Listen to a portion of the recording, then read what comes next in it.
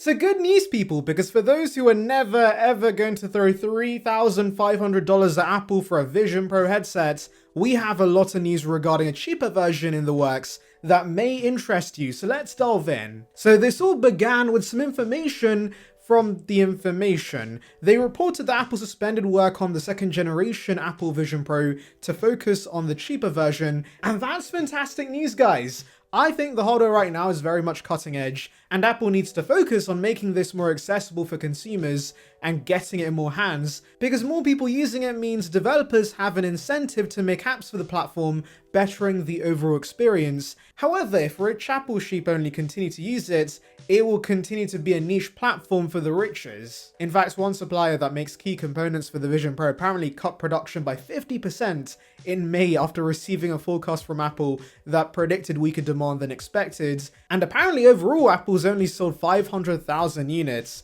with no plans to make significantly more this year through August, and that's pretty bad for an Apple product, I can't lie. Apple probably sells 500,000 iPhones every second, so yes, Vision Pro is kind of a flop, and I'm not surprised because not everyone has $3,500 lying around for some fancy ski goggles. But anyways, considering the current headset is the Apple Vision Pro, it's not hard to realize that Apple would split the Vision Pro into two models with a standard and a Pro version similar to the iPhone. Initially, Apple's plans for the next gen Vision Pro was to mainly have an upgraded display, whilst also getting a price cut by reducing the cost of existing components, but apparently over the last year they've been deprioritizing the next Vision Pro headset, gradually assigning less employees to the project and moving focus to the cheaper model, and this has been echoed by information Apple's told suppliers that they've suspended work on the Vision Pro 2. Now, general work on the cheaper Vision Pro headset started in 2022 with the codename N109, and the objective is to sell this model for around the same price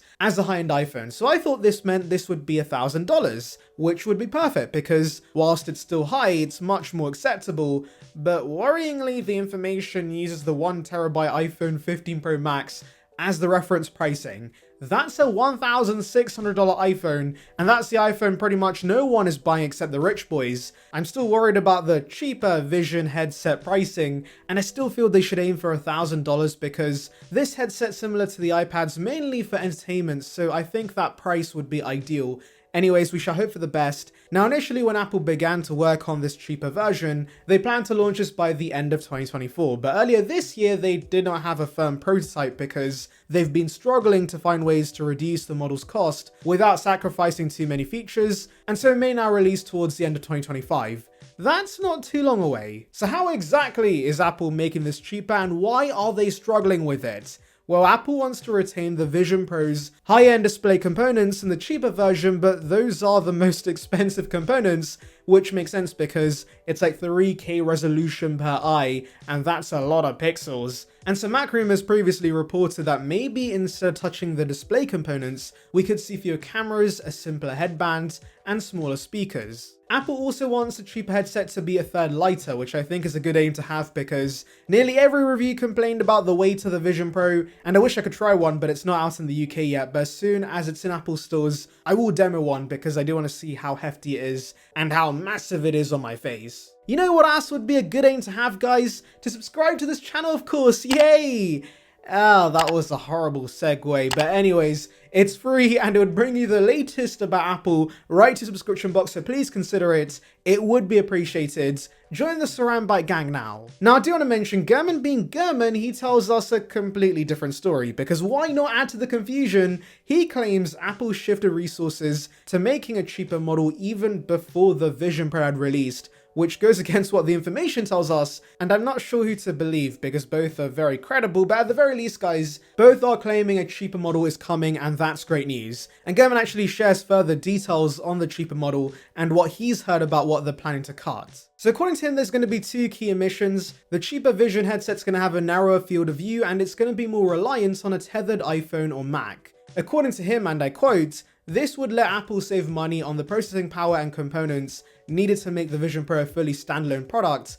And that's a fair point. chips are expensive, and I actually think this is the way forward for the vision category as a whole, because I see it more as an accessory for the iPhone right now, like the Apple Watch and AirPods. Also, nearly every vision headset user is going to be fully immersed in the Apple ecosystem anyways, and so making them rely on the iPhone and Mac for the processing power makes sense. Obviously, most are going to be using this at home anyways to watch videos, and so other Apple devices are going to be near you, so yeah, I do understand this, and obviously it could help improve battery life for the Vision Pro headsets, and obviously it should be lighter because there's less components. Honestly though, when all these rumors say Apple's trying to retain the same display components, I really hope that doesn't mean they're keeping the eyesight feature on the cheaper model, because simply put, it's atrocious. This is single-handedly the first thing I would remove because the eyes just don't look very natural. Are you seriously going to have a conversation with someone that looks like this? Yeah, that's never happening. So yes, while I understand the eyesight feature makes the Vision Pro stand out, it is expensive having that display at the front, and when it's not adding much functionality to the overall experience, I say remove it. Also, this might be a bold move, but I would say remove the speakers as well, and maybe make consumers rely on AirPods instead. Anyways, one thing that Gurman does agree on with the information is the fact Apple's struggling to bring down the cost whilst retaining key features. But if they can, Apple will launch this by the end of 2025, which again lines up with the information, so that's not too far away. Interestingly though, Gurman says Apple has no plans to abandon the high-end headset market, and whilst it's less of a priority now, Apple is still actively working on a second generation Vision Pro, codenamed N109, and regarding this I'm actually going to side with Gurman, because if you think about it, the M2 already is kinda outdated, with M4 now being official, and so with these chips getting much better with a 3nm process and the addition of ray tracing, I could definitely see a spec refresh for the Vision Pro alongside the cheaper headset, and that's essentially what Gurman says. This model apparently looks similar to the Vision Pro, but has a faster chipset and improvements to the external cameras, which I think is something they should address, considering many have said the pass-through feature is good, but not perfect. And according to Gurman, Vision Pro 2 should launch by the end of 2026. But I'm gonna go against him and make a cheeky prediction, guys.